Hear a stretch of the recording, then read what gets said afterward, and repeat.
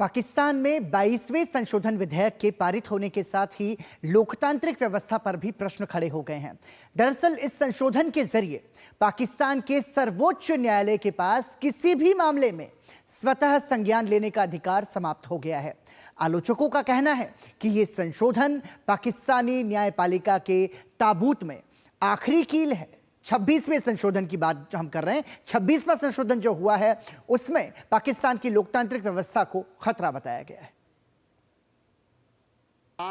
The Constitution 26 Amendment Bill भारी आपाधापी और तीखे विरोध के बीच आखिरकार पाकिस्तान में 26वां संविधान संशोधन कर दिया गया। जिस भागादौड़ी के बीच रविवार देर रात पाकिस्तान की संसद ने इसे मंजूरी दी, उसी बिजली की गति से राष्ट्रपति आसिफ जरदारी ने उस पर हस्ताक्षर भी कर दिए। इस संशोधन के साथ ही पाकिस्तान में लोकतंत्र का चरित्र और चेहरा बदल गया है। आलोचकों का कहना है कि ये संशोधन पाकिस्तानी न्यायपालिका के ताबूत में आखिरी कील है। संविधान संशोधन के बाद सुप्रीम कोर्ट का स्वतः संज्ञान लेने का अधिकार छिन गया है। प्रधानमंत्री को 3 सीनियर मोस्ट जजों में से किसी को भी सुप्रीम कोर्ट का चीफ जस्टिस बनाने का अधिकार मिल गया है। सुप्रीम कोर्ट के चीफ जस्टिस का कार्यकाल 3 साल तक सीमित कर दिया गया है। शहबाज शरीफ सरकार का तर्क है कि इस संशोधन का लक्ष्य चुनी हुई संसद को सर्वोपरि बनाना है, जबकि कानूनविदों का कहना है कि अब पाकिस्तानी सुप्रीम कोर्ट वहां की सरकार की इकाई बनकर रह जाएगा। पाकिस्तान सरकार को इस संशोधन के लिए 2/3 बहुमत जुटाने में पसीने आ गए। जेल में बंद इमरान खान के सांसदों में से कुछ को तोड़कर संशोधन पारित कराया जा सका। इमरान खान की पार्टी पीटीआई के अनुसार शरीफ सरकार ने सेना की मिलीभगत से ये कदम उठाया है ताकि स्वतंत्र जजों को चीफ जस्टिस ही ना बनने दिया जाए। आलोचकों का मानना है कि इमरान खान की पार्टी को इस्लामाबाद और पेशावर हाई कोर्टों से मिल रही राहत से बौखलाई सरकार और सेना ने न्याय व्यवस्था में बड़े बदलाव कराए हैं। इसलिए अब कोई भी मुकदमा किसी भी हाई कोर्ट से लेकर दूसरे को देने का अधिकार सुप्रीम कोर्ट को दे दिया गया है। हाई कोर्ट्स के किसी मामले के स्वतः संज्ञान और एजेंसियों को निर्देशित करने के अधिकार को भी खत्म कर दिया गया है। शहबाज शरीफ सरकार इसी संशोधन में सुप्रीम कोर्ट के ऊपर संवैधानिक अदालत का गठन भी चाहती थी, लेकिन उस पर सहयोगी दल राजी नहीं हुए। इन संशोधनों का सबसे पहला असर इसी महीने होने वाली सुप्रीम कोर्ट के नए चीफ जस्टिस की तैनाती पर नजर आएगा।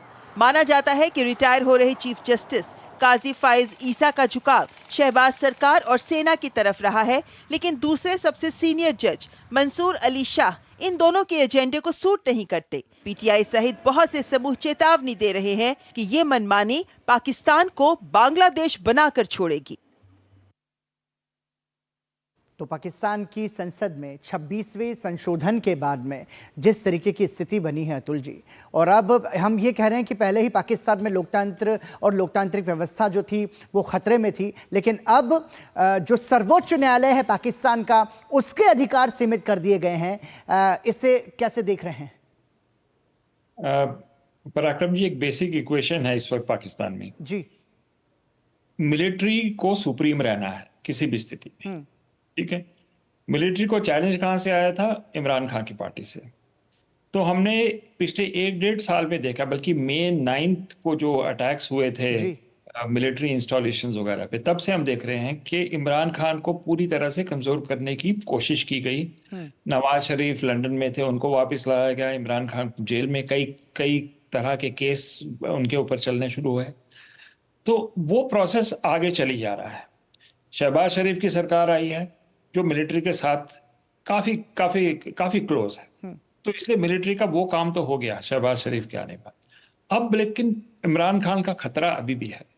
इमरान खान की वापसी कैसे हो सकती है? अगर वो लीगल रूट से वापस आए जी। और लीगल रूट पे बाकी तो लोअर कोर्ट्स हैं, लेकिन सुप्रीम कोर्ट सबसे ज्यादा इंपॉर्टेंट है। वो एक तरह से एक पिवट था जिसको कंट्रोल करना बहुत जरूरी था। आपको याद होगा कि जो पिछले चीफ जस्टिस थे फैज ईसा के पहले बंदियाल, वो काफी क्लोज थे इमरान खान के, तो काफी राहत मिली थी इमरान खान को जब तक बंदियाल थे। बंदियाल के बाद जो आए हैं चीफ जस्टिस फैज ईसा, और ये आपकी रिपोर्ट में बिल्कुल सही कहा गया कि फैज ईसा जो है नवाज शरीफ और फौज के करीब रहे। अब इस स्थिति को इंस्टीट्यूशनलाइज कर लिया गया है अमेंडमेंट के थ्रू।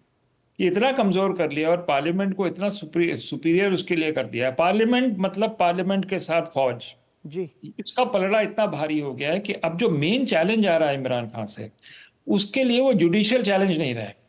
उनकी इमरान खान के पास वैसे एक ही विकल्प रहेगा, वो है स्ट्रीट डेमोन्स्ट्रेशन। बांग्लादेश की थोड़ी बात हुई, मुझे लगता है इशारा उस तरफ था कि अब बाकी दरवाजे बंद हो रहे हैं सिस्टम के, तो एक ही विकल्प है इस वक्त इमरान खान और पीटीआई के लिए, वो है इतनी ज्यादा स्ट्रीट डेमोन्स्ट्रेशंस करें या एक तरह से फ्रॉम बिलो, एक तरह से रेवोल्यूशन की तरह अगर जी जाएं तो वो वही एक बड़े तरफ से आंदोलन की एक जरूरत ट्रैक होगी। पर। जी लेकिन अतुल जी, हमने ये देखा है, पाकिस्तान का इतिहास रहा है कि सेना जो है वो हावी रही है सत्ता पर। पाकिस्तान में हमने देखा कई बार तख्ता पलट भी सेना ने किया है वहां पर। लेकिन अब जब इस तरीके के अधिकार जो हैं, जब यदि हम आदर्श लोकतांत्रिक व्यवस्था की बात करें, तो हालांकि पाकिस्तान के लिए तो इस तरह की बातें करना बेमानी ही है, लेकिन अब तो करेला और ऊपर से नीम चढ़ा। मतलब जो थोड़ी बहुत भी सुविधाएं थी या व्यवस्था थी लोकतंत्र की बहाली की, वो भी अब खतरे में है पाकिस्तान में।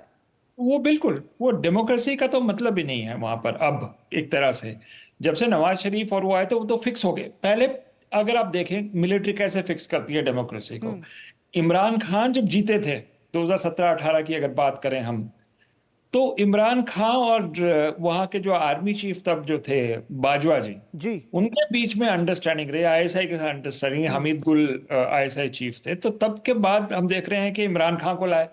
But when Imran Khan turn रोग और इंडिपेंडेंट माइंडेड, एक तरह से वो मॉन्स्टर की तरह वो बात नहीं माननी उन्होंने शुरू की, फौज के अगेंस्ट चले गए, बाजवा के अगेंस्ट चले गए, तो इमरान खान को फिर हटाना था। फौज को सुप्रीम रहना है, लोकतंत्र की बात नहीं है यहाँ, तो इमरान खान को ये किया गया। अब जो है एक कंप्लायंट जुडिशरी इनको चाहिए, फौज का पूरी तरह से शिकंजा और डेमोक्रेसी का बिल्कुल खात्मा हो, जी वो ही रहेगा। टोकनिज्म रहेगा, एक पार्लियामेंट रहेगी, नेशनल असेंबली रहेगी, वो सब रहेगा।